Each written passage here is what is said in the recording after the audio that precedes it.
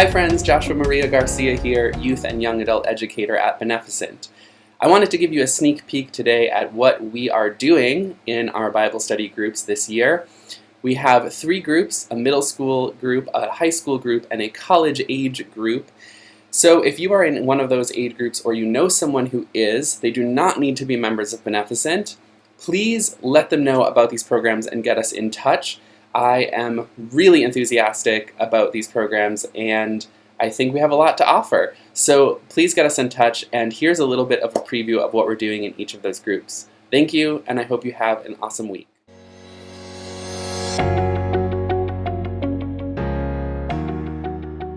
In the middle school Bible study, Explore, we are literally exploring the world through the lens of Scripture. So we'll zoom out from our homeland here and scroll over to the Bible lands of the ancient Middle East and North Africa. And you can see some of the locations we've been exploring. I want to tell you about a story that we've recently learned from Numbers chapter 11, where Miriam and Aaron are complaining about Moses' wife. They are on their way out of Egypt. This is the ancient capital of the land of Egypt here, and they're traveling to the Promised Land, now Israel and Palestine. And they complain because Moses' wife is a Cushite, according to them, which means that she is from down here. Here's the ancient capital of the land of Cush, now northern Sudan. Now, what they probably mean by this is that Zipporah, Moses' wife, has very dark skin. She probably had black skin. And so when they complain about her being Cushite, it's possible that they're actually making a kind of colorist or even racist statement about her. How does God respond? God gives Miriam a condition called tzara'at in the Hebrew Bible, which we usually translate as leprosy. And the Bible describes the condition as having snowy white and flaky skin. And so there's a kind of reversal in this story of our assumptions about what Bible characters looked like and how they thought about prejudice. Clearly, there was also prejudice then, and God takes a very clear stance about that in the Bible.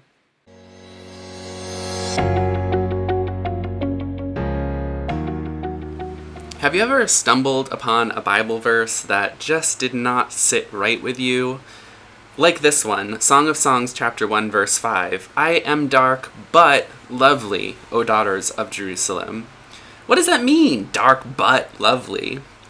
In Encounter, we are going to be taking Bible verses like this head on, engaging with controversial parts of the Bible that don't seem on the surface to be coming from that loving, compassionate, mothering heart of God that we know. Let's look at a different translation of the same exact verse. This is the New Revised Standard Version as opposed to the New King James. I am black and beautiful, O daughters of Jerusalem. This is very different. So something's happened here in the process of translation, and in our high school group we're going to be talking about what has happened there and why it's so very important to our modern reading of the Bible. We're going to explore identity through the Bible. Identity including race, sexuality, gender, and what the Bible really has to offer us. What does it mean to be a person of color from a biblical perspective? What does it mean to be a queer person from a biblical perspective, or a woman from a biblical perspective? You might be surprised at the answers. In fact, I hope you will be surprised at the answers and that you'll join us for this study.